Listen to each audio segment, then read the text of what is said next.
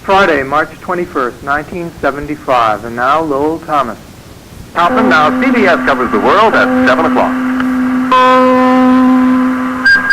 From Saigon, from Cape Town, and from Warwick, Maine, comes today's news. Good evening, everybody. This is Lowell Thomas for CBS News.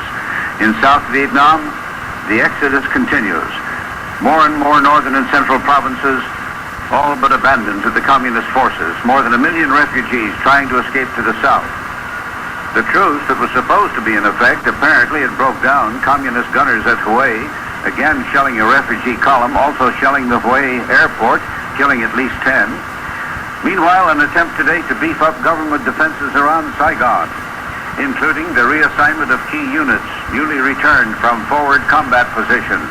Also a special alert for the city's self-defense militia, with communist troops advancing on the capital from the north and the east, advancing virtually unopposed.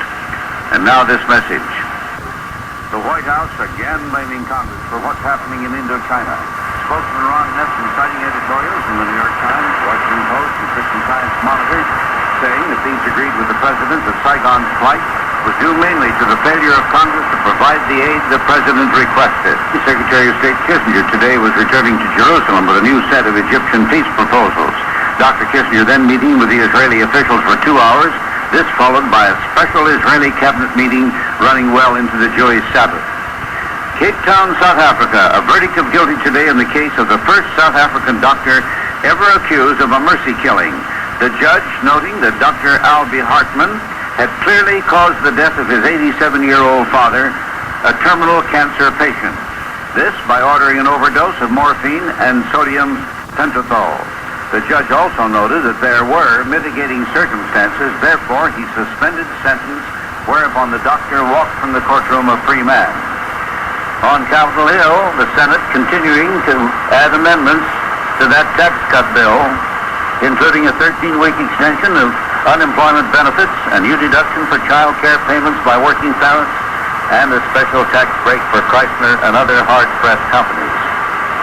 White Plains, New York, a firm there has just been given $1 million government contract to build a new experimental taxicab. Just one cab. AMF Incorporated to turn out a steam-powered cab, one to help eliminate air pollution, a vehicle also to be equipped with a sliding door and a special ramp, the better to take on disabled persons and those in wheelchairs. And from Warwick, Maine, the story of young James Campiano, one of 200 applicants for a job on a local forestry crew. Like the others, young Campiano was told to report for an interview at 8 o'clock the next morning at the top of nearby Mount Grace. He did, braving knee-deep snow to get there. And he turned out to be the only one of all those 200 who managed to make it. P.S. He got the job. Now this. Coming this Sunday in Richmond, Virginia, the 200th anniversary of one of the most moving events in American history. It happened at historic Henrico Parish Church. Patrick Henry asking his fellow Virginia delegates, he said, "Is life so dear or peace so sweet as to be purchased at the price of chains and slavery? Forbid it, Almighty God." Then remember, he added, "I know not what course others may take, but as for me, give me liberty or give me death." And now for CBS News, this is Lowell Thomas saying, so long until Monday. Lowell, you're free for the weekend. On Liberty, 7:06 now, 7:06 at WCAU Radio. And now, on this Friday, April 11th, 1975, stand by for Lowell Thomas. John Wade Show, WCAU, Philadelphia. From Saigon, from Beirut, Lebanon, and from Lisbon comes today's news. Good evening, everybody. This is Lowell Thomas for CBS News. President Ford's State of the World address was warmly greeted today in South Vietnam, and also by most of our allies. The West German government, for one, saying, "We welcome the statement that the United States will continue its obligations to Europe and pursue a policy of detente." Here at home, a rather different story. The White House reporting that first reaction to the president's speech was running about 2-1 against his recommendations. Senate Majority Leader Mike Mansfield did pledge speedy consideration of additional aid to Southeast Asia in general, but he added that the president's specific request for emergency military aid to South Vietnam is in for very, very difficult sledding. Meanwhile, the fighting goes on. government forces at Zwanlok near Saigon today stopped 2 human wave assaults by the communist troops. Also, with reinforcements sent in by helicopter, they are attempting to salvage a victory at last after many defeats. In Cambodia, Khmer Rouge rebels have advanced to within 4 miles of Phnom Penh with another government shakeup there in the offing. Senator Sparkman of Alabama, chairman of the Senate Foreign Relations Committee, today sent a message to the White House demanding a full accounting of any private assurances of support given South Vietnam. Said Sparkman to the president, there is much public interest about whether there are any secret understandings, to which there was a White House response quick to the point. Spokesman Ron Nesson saying, the president knows of no secret commitments, adding that Secretary of State Kissinger, General Haig, and former President Nixon have also said there were none, that private communications at the time of the Paris Peace Accords were in substance the same as public statements.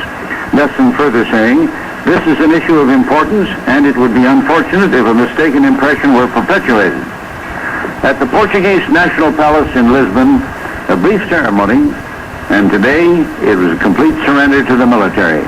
Portugal's 6 major political parties agreeing to accept a government takeover by Portugal's leftist armed forces movement. This to be for a period of at least 3 years. But if past performance is any guide, it may go on and on. The possibility that Bobby Fischer may yet play Anatoly Karpov for the World Chess Championship was raised again in Moscow today. Karpov telling a Soviet newsman, if Fischer personally states he would like to play, I'm willing to meet him on conditions which we would agree to between ourselves.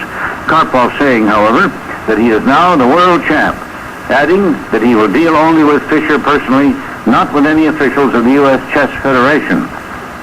His appeals rejected, E. Howard Hunt was recommitted today to prison to resume serving his Watergate sentence, this by order of Judge Hart following a hearing in Washington. Hunt was asked by reporters whether he felt any remorse over the past 3 or 4 years. He replied, I wish I had never heard of the White House. But of his 19 years in the CIA, he said he had no regrets, adding, I was where the action was. Tomorrow will be the 30th anniversary of the death of FDR.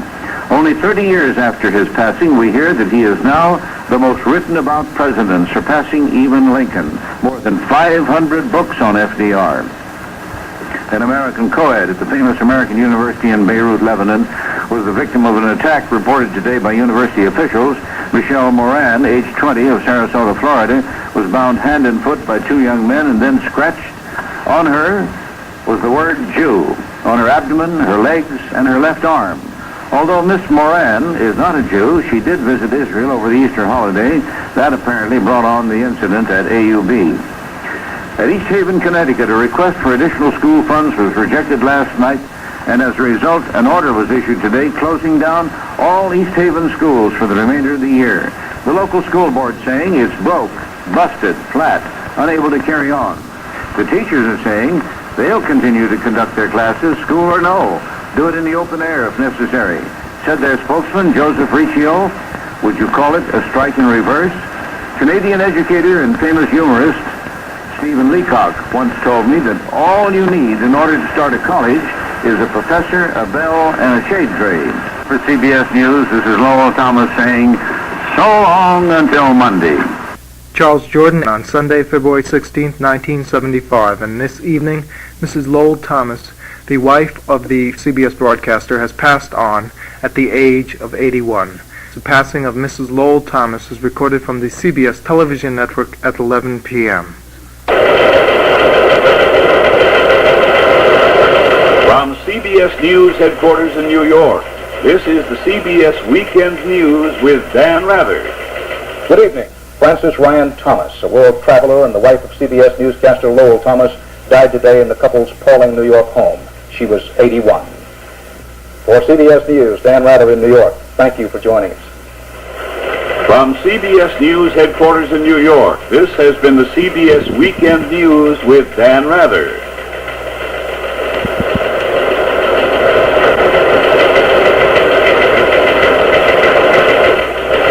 For the latest news early tomorrow, watch the CBS Morning News with Hughes Rudd.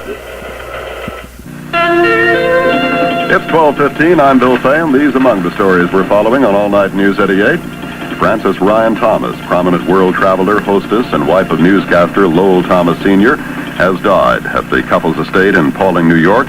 She was 81. She had been ill for some time. The preceding was recorded from radio station WCBS in New York on Monday, February 17, 1975 at 12:15 a.m.